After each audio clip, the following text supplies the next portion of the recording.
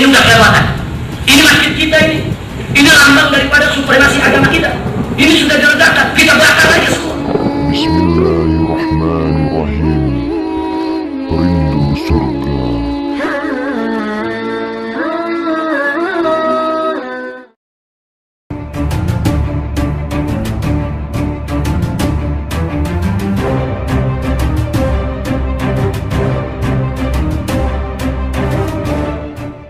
Saya ingin sampaikan bahwa Dewan Pimpinan Pusat Front Pembela Islam FPI di Jakarta maupun seluruh cabang FPI di seluruh Indonesia tidak dibenarkan untuk melakukan tindakan pembakaran gereja dimanapun mereka berada. Ya, kami paham ada kadang-kadang beberapa sudut daripada posko-posko yang terlibat dengan masyarakat. Mereka sebagai anggota FPI, tapi sebetulnya mereka tidak menjalankan kebijakan organisasi. Mereka hanya mengikuti daripada emosional masyarakat yang ada di sekitarnya. Nah, saya bisa buktikan bahwa di tahun 99 manakala terjadi peledakan yaitu Masjid Istiqlal, mungkin Ibu masih ingat, begitu Masjid Istiqlal diledakkan, saya mendapat telepon tidak kurang dari 100 titik yang semuanya minta izin kepada saya untuk membakar semua gereja di Jabodetabek. Ini perlu saya sampaikan, semua telepon, Habib ini udah kelewatan. Ini masjid kita ini lambang daripada supremasi agama kita. Ini sudah diledakan, kita bakar aja semua. Nah, saya saat itu saya jawab, kenapa Anda harus membakar gereja? Wah, ini pasti mereka yang perbuat. Bukan pasti ya saudara. Polisi aja belum tahu. Saya katakan, dari mana Anda sudah melakukan investigasi, menyidiknya ada yang nurut, ada juga yang marah-marah, bilang wah ini Habib pengecut, FPI sudah berubah, dan seterusnya. Nah, tapi satu hal yang tidak dilupakan saat itu, Bapak Pangdam Jaya, itu Bapak Mayor Jenderal Jajak Suparman, dan Bapak Kapolda Metro Jaya, yaitu Bapak Mayor Jenderal Polisi Nugroho Jayusman, mengontak, minta ketemu dengan saya saat itu dengan kawan-kawan, dan mereka langsung minta saat itu juga agar FPI turun mengamankan seluruh gereja di Jabodetabek, jangan menjadi sasaran kemarahan umat sampai dibakar atau dirusak. Dan itu kami sepakat, kami kirimkan seluruh aktivis FPI yang ada di posko-posko untuk menjaga hal tersebut, dan ternyata akhirnya kami berhasil.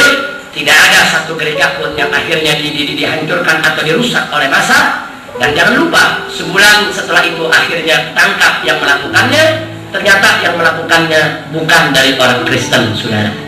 Nah, jadi kita bisa lihat, jadi di sini FPI nggak sembarangan, tidak emosional, tidak serta-merta main-main membakar gereja orang, karena kita tahu aturan kok. Kita tahu aturan agama kita ada.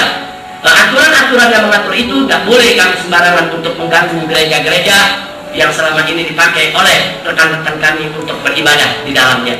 Jadi artinya kepada ibu yang menanya, kebanyakan yang kami lihat pembakaran terhadap rumah ibadah, baik itu gereja, bahkan baik itu masjid di wilayah yang minoritas muslim, pengerusakan itu pertama karena kurang pembinaan.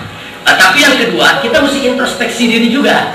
Kadang-kadang ada dari kita yang suka memaksakan diri. Maaf, kalau ada orang Islam yang memaksakan diri membangun masjid di tengah-tengah yang bukan komunitas mereka, kemudian melakukan hal-hal yang dianggap mengganggu komunitas lain, kemudian sampai masjid itu dibakar, maka dalam hal ini saya tidak menyalahkan begitu saja yang membakar itu sebagai protes sosial yang akhirnya emosional itu meletup, akhirnya masjid itu dirusak. Persoalan sama juga terjadi manakala ada rekan-rekan kita dari umat Kristiani memaksakan diri untuk membangun gereja tanpa izin, tanpa prosedur di tengah komunitas muslim. Ini juga akan menyulut kemarahan daripada umat Islam yang ada. Nah, kita tahu umat Islam yang ada di perkampungan banyak yang kurang binaan, banyak yang nggak ngaji, banyak yang nggak ngerti apa-apa, mudah tersulut. Nah, akhirnya mereka ambil jalan pintas, mereka bakar. Jadi saya rasa persoalannya sebetulnya kalau kita mau jujur, yuk kita introspeksi diri kita,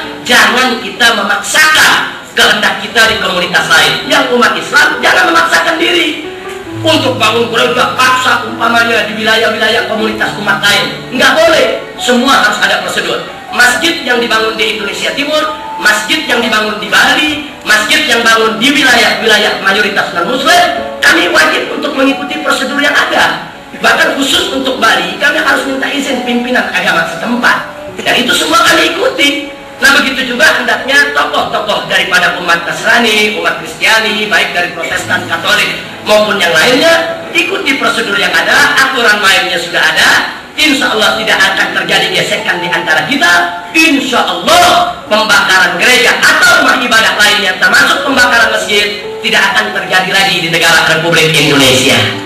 Nah jadi kesimpulannya singkat saja, yuk mari, yaitu kita bisa jangan memaksakan kehendak kita, tapi hargai musyawarah di antara kita. Insya Allah. Nah itu saja yang bisa saya sampaikan. Suara saya udah panjang lebar ini, waktu termakan. Akhirnya terima kasih, itu saja.